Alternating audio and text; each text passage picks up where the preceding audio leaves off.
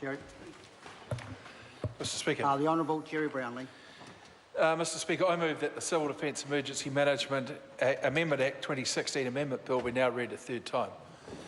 Mr Speaker, there's been a lot of commentary made in the House over the last few hours as we've passed this bill to this point.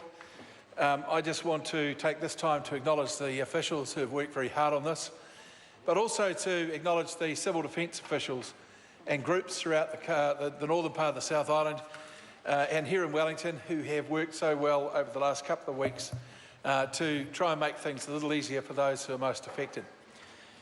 I also want to acknowledge the many contractors and many engineers, many other people involved in assessment and doing things for the work that they have done, and alongside them, of course, the New Zealand Defence Force and some of our friends from visiting navies throughout the world who also helped at this difficult time for the people of Kaikoura, Haranui and Wellington districts, as well as some parts of Marlborough. Mr Speaker, this bill passing tonight, as I'm sure it will enable the Parliament to respond to the needs of communities up and down that part of the country who are most in need.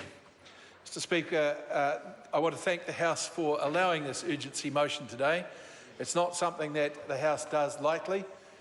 Periodically, the government will determine that, in their opinion, or our opinion, something needs to go through more quickly than usual. It's seldom that you get the whole House agreeing like that, and I think that indicates the goodwill that has been demonstrated here.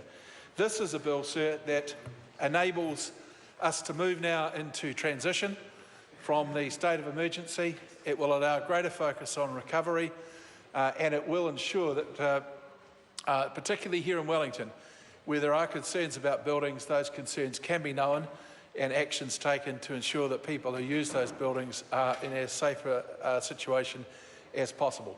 Mr Speaker, I commend the bill to the House. Members, the question is that the motion be agreed